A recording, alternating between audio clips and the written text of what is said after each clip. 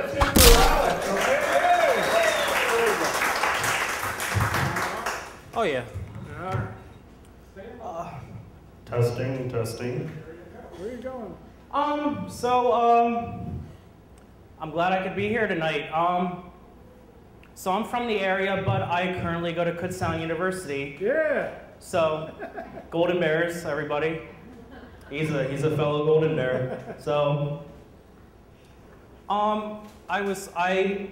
this was part of my extra credit for my storytelling class I'm currently taking right now. But this wasn't part of the extra credit coming up here. I came up here on my own, so. So I only had to come here and watch you guys, but I decided I liked it enough to come up here myself. So I go to Kutztown, but I was born in Johnstown, Pennsylvania, if you guys have ever heard of Johnstown. There was a flood there, and that's what the town's known for. I was born there, and I lived outside of Johnstown in a little city called Somerset. There's a little like rural area between Johnstown and Somerset where I lived, and I remember in September when I was younger, where I went to my Catholic church was also my school, and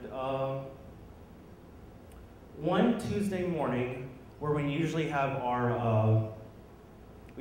church in the morning at 9 a.m. every Tuesday, and there was a day in September where we didn't have it.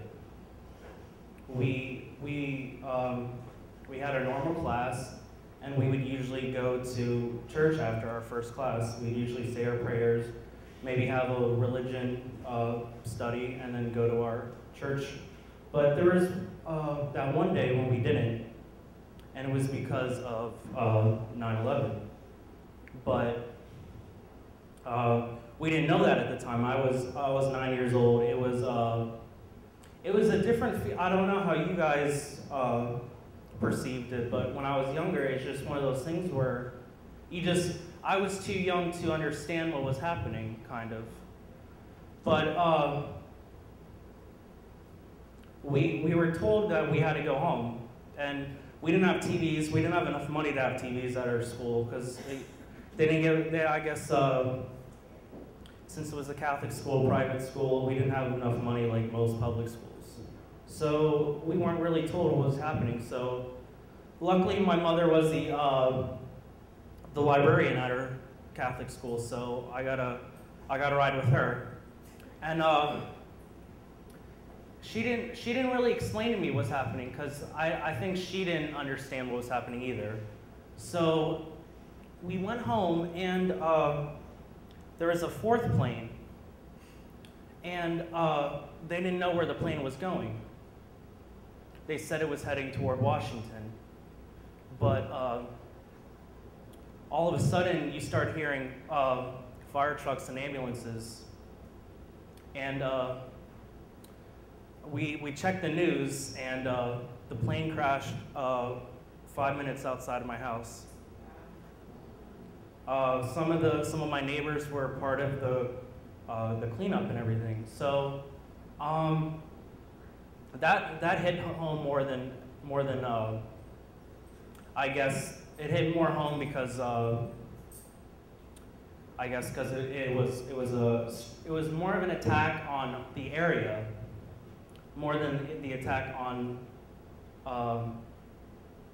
Well, it was devastating at the time, but I didn't know that at the time, because it's one of those things as a kid where you just think, it's just like a plane crash. You don't really perceive it as something else.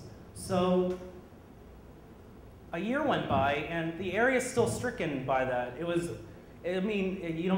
Nothing really else happened like that around especially like in the country. Nothing's really happened like that. So a year later, about mid-July, mid-August, there was another incident that happened in our area.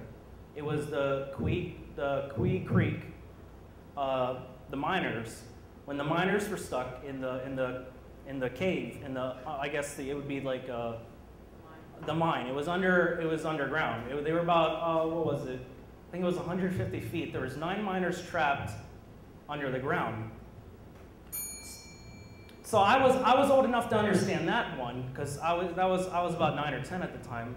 So I was like, oh, there's people trapped on the ground. Are they going to save them? So once again, the spotlight's on our little town of Somerset. Like a population of probably 12,000 is now on the national map again. But this time it's for miners trapped on the ground. So we're watching CNN, but at the time when I'm younger, because I watch the news now all the time, but when I'm younger, it was like, oh, they're showing our backyard, like. But now at this age, I realize, wow, that's pretty big, that they're like right in our backyard, pretty much filming nationally across the world. So once again, our area is on the national map on TV. So I remember my friend Luke, his cousin lived right next door. His farm was on where the miners were. So we would watch it at his house, the miners being rescued. We saw the miners being rescued one by one, right outside his door.